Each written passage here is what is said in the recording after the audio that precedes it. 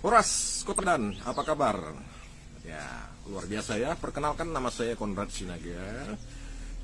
Saya mendengarkan hari terakhir ini ada konflik di Percut Setuan di Pajak Gambir. Ada seorang perempuan penjual sayur bernama Gea, Ibu Gea, itu berkonflik dengan Bapak bermarga Ginting. Kalau nggak salah saya ya, yang mohon maaf masalah marga.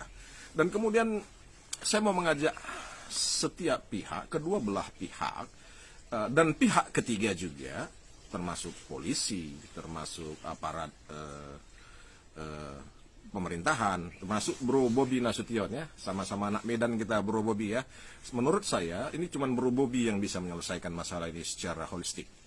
Saya percaya Bro Bobi bisa menyelesaikan ini secara holistik. Tidak perlu ke Pak Jokowi, nggak perlu seperti itu. Biarkan saya bercerita lebih banyak lagi. Si laki-laki ini mengatakan, kamu lagi dasar nias, orang nias kok seperti itu marahnya. Artinya apa? Artinya kemarahan dia itu bukan hanya waktu itu saja. Seperti itu. Kemarahan itu sudah sejak lama dari masa lalu. Mari kita pelajari tentang konflik antara suku bangsa Nias dengan suku yang lain, etnis lain di Kota Medan, di Sumatera Utara seperti itu.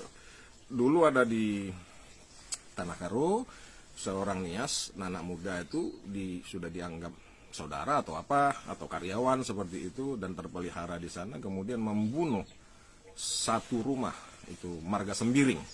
Itu pastinya Marga Sembiring, dan mungkin ada banyak lagi cerita seperti itu. Nah pertanyaannya, maukah Anda berpikir untuk menyelesaikan masalah? Jadi nggak cuman nyalain, nggak cuman ini penjarain tuh si laki-laki, dan si laki-laki juga akan penjarain tuh si perempuan, gue dicakar nih. Seperti itu. Tentu bukan ke situ arah pembicaranya. Saya mau mengajak untuk kepada penyelesaian. Saya mau memberikan solusi kepada Anda. Dan saya yakin, menurut saya, hanya Bro Bobi Nasution yang bisa menyelesaikan masalah ini. Dan saya percaya Bro Bobi Nasution, ya mungkin Anda nggak mengenal saya, tapi saya sangat kenal dengan Anda, khususnya dari siapa ya, Odi Batubara ya, seperti itu. Odi Batubara, camat Medan Timur tuh sangat kenal dengan saya. Saya sering briefing dengan beliau. Seperti itu. Nah, saya mau menawarkan sebuah solusi yang saya yakin bisa menyelesaikan masalah ini, khususnya lewat Bro Bobi. Jadi begini, kelakuan orang Nias ini banyak dibicarakan di belakang-belakang orang, di belakang-belakang gosip-gosip di belakang seperti itu ya, di belakang-belakang. Nah, saya membicarakannya di depan seperti itu. Saya sekitar 2 jam yang lalu juga teleponan dengan seorang pendeta di Kota Medan yang menceritakan tentang hal yang sama. Saya bilang memang budaya Nias ini juga sangat rentan terhadap masuknya intervensi iblis ya, termasuk tari perang. Dia menari aja udah ada perang gitu. Apalagi yang lain gitu. Menari itu kan harusnya indah ya, asik begitu ya, menikmati. Ini tari perang seperti itu satu. Yang kedua, ibu itu menceritakan ke saya ternyata di Nias itu masih berlaku hukum yang menghormati orang tua, yang memberikan kepada orang tua yang terbesar. Ketika anak laki-laki menikah, istrinya perawannya harus dikasih sama bapaknya. Itu mengerikan. Jadi saya mengajak untuk HIMNI untuk juga menyelesaikan masalah ini ya, secara holistik. Nah, khususnya untuk menyelesaikan masalah ini, saya ingin ceritakan tentang pengalaman saya dengan orang Nias juga. Saya Konrad Sinaga, 2014 yang silam, itu saya adalah wakil ketua Banteng Muda Indonesia BMI, Ranting Medan Selayang. Dengan ketua saya adalah Yamitema Tirtajaya Lauli.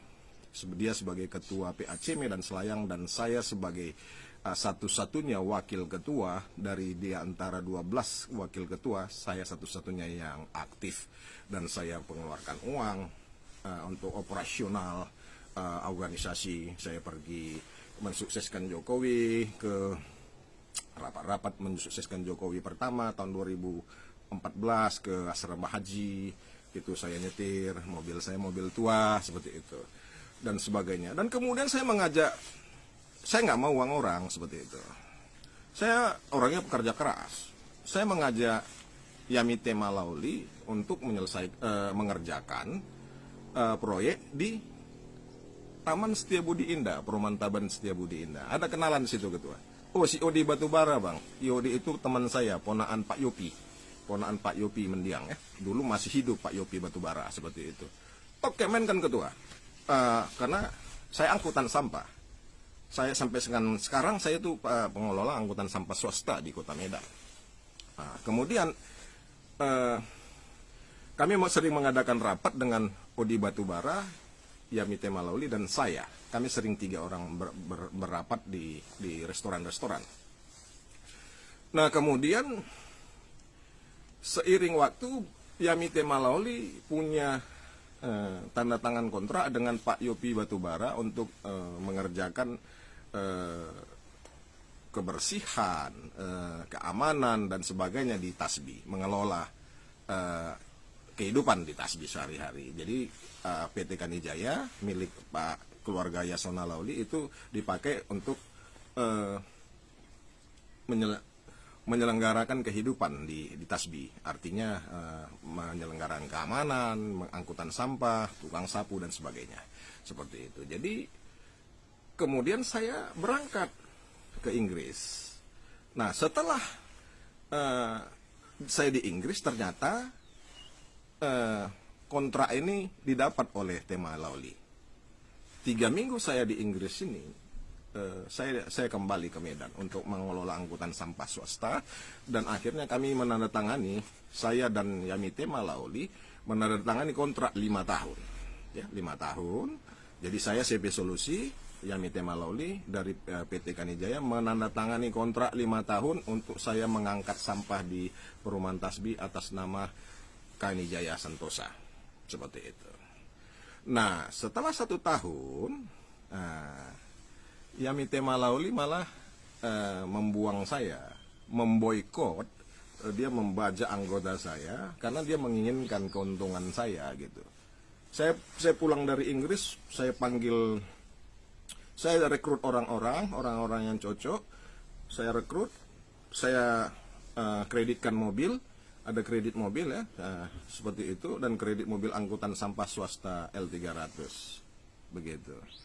Tapi setelah semua sudah settle, sudah semua berjalan dengan baik, kemudian 1 tahun lebih kurang, itu Yamite Malauli membajak mereka. Yamite Malauli menyuruh manajernya waktu itu, lupa saya namanya, orang Tionghoa ya, untuk memanggil anggota saya untuk menandatangani kontrak per bulan, dan itu pun sepihak. Jadi anggota saya dibajak, tidak lagi bekerja untuk saya, sehingga saya terbuang dan kerugian saya sampai total minimal 1,4 miliar rupiah tanpa saya bisa bergerak apapun, karena saya tahu bapaknya adalah seorang Menteri Hukum dan HAM Republik Indonesia. Dan juga saya selain nggak punya kekuatan kuasa, saya juga nggak punya uang untuk punya waktu juga untuk dan saya juga tidak mengerti untuk menuntut beliau seperti itu. Jadi saya hanya berharap pada Tuhan, dan kemudian saya mencoba kepada hukum sosial, saya mencoba ke Yasona Loli. Bapak Yasona Loli saya tulis di Facebooknya untuk membicarakan kerugian saya, tapi malah Yasona Loli marah-marah ke saya, seperti itu ya, marah-marah ke saya, dan kemudian malah Yamite Malauli melaporkan saya ke unit cybercrime Polda Metro Jaya, dan polisi datang ke Kota Medan untuk menjemput saya, padahal saya ada di Inggris. Seperti itu, mereka punya kuasa seperti itu. Nah, jadi bagaimana hubungannya dengan solusi kasus pajak Gambir? Seperti ini Pak Bobi Nasution. Untuk ini harus dilakukan win-win solution. Pak Bobi Nasution bisa mengatakan kepada Yamite Malauli untuk berdamai dengan saya. Berdamai dengan saya, menyelesaikan permasalahan dengan saya, membayar ganti untung dengan saya. Karena saya dengar juga pihak Ibu Nur Halimah itu sudah mencoba untuk berdamai dengan Ibu Gea, tapi Ibu Gea minta 100 juta. Perdamaian 100 juta ya kalau nggak salah, seperti itu. Nah 100 juta itu saya bisa bayar supaya selesai masalah seperti itu. Dan saya akan membuat rekonsiliasi yang besar-besaran.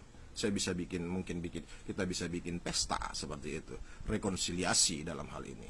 Dan saya juga berjanji jika Yamite Malauli menyelesaikan perdamaian dengan saya juga Ibu Nur Halimah yang mengeluh anaknya sekolah itu uang sekolahnya, saya 1 tahun saya tanggung biaya sekolah Ibu Nur Halimah. Ada 2 orang saya nggak salah itu Ibu Nur Halimah, di laki-laki dan perempuan seperti itu. Jadi saya siap 1 tahun tanggung biaya uang sekolah anak ibu seperti itu.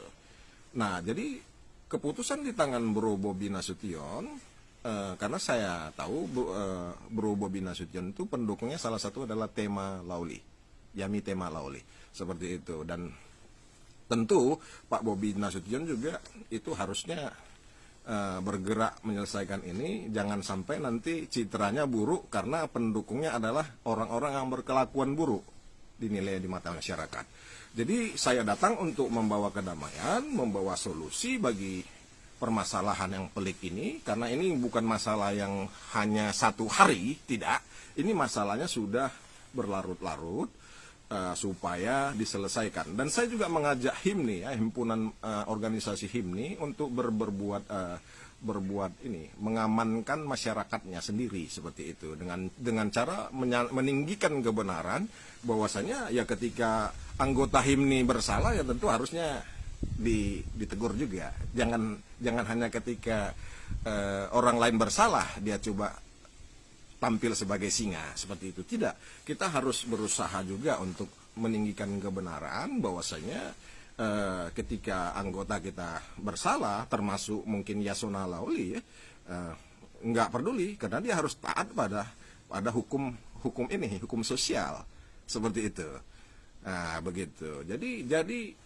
Jadi nggak kita belajar ngomong di belakang lagi seperti itu. Jadi saya membawa solusi.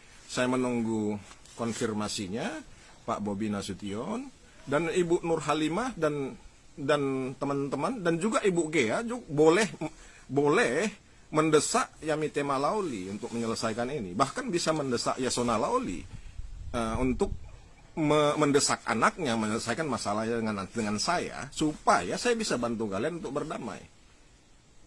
Nah, 100 juta saya berikan kepada Ibu Gea untuk, ya katakanlah untuk mengobati luka-luka di hatinya, luka-luka jiwa. 100 juta itu bisa mengobati. Nah, Ibu Nur Halimah juga bisa suaminya kembali dan berdamai, dan uang sekolah anaknya 1 tahun untuk 2 orang itu bisa saya tanggulangi dari uang perdamaian kami. Demikian yang bisa saya bantu untuk kemajuan Kota Medan dari Inggris Raya, dari benua Eropa. Saya Konrad Sinaga hari ini, hari Senin tanggal 21 Oktober 2021. Oras Kota Medan, jayalah kotaku.